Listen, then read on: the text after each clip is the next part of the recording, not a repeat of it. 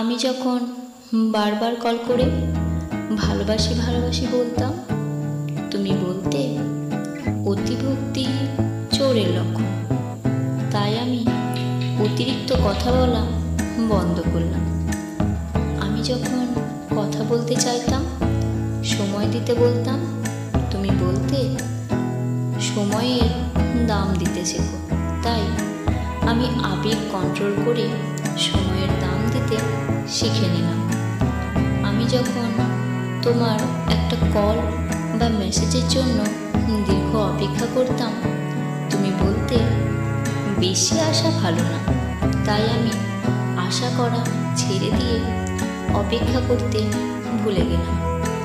আমি যখন তোমাকে নিয়ে খারাপ স্বপ্ন দেখে সবার আগে ফোন করে তোমার খোঁজ নিতাম, তুমি ঠিক আছো কিনা, তুমি বলতে পাগলামিটা একটু কমাও। নিজেকে তাই সুস্থ মস্তিষ্কের মানুষ হিসেবে গড়ে তুললাম। আমি যখন না খেয়ে অপেক্ষা করতাম এটা জানার জন্য তুমি খেয়েছো কিনা, তুমি বলতে এত ন্যাকামি ভালো লাগে না।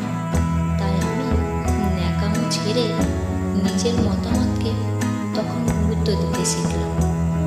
আমি যখন মন খারাপ করতাম তোমার অবহেলায়, তুমি বলতে এত দুর্বল কেন তুমি।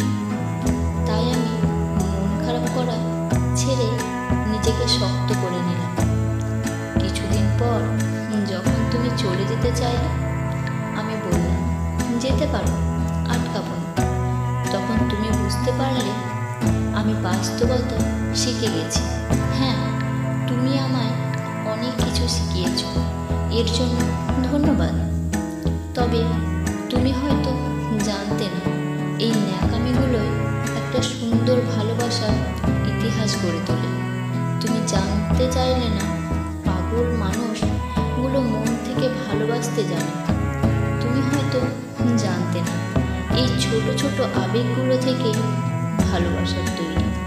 তুমি হয়তো জানতে না, আমি তোমাকে ভালোবাসি বলে আমার অতি গুরুত্বপূর্ণ সময়টুকু তোমায়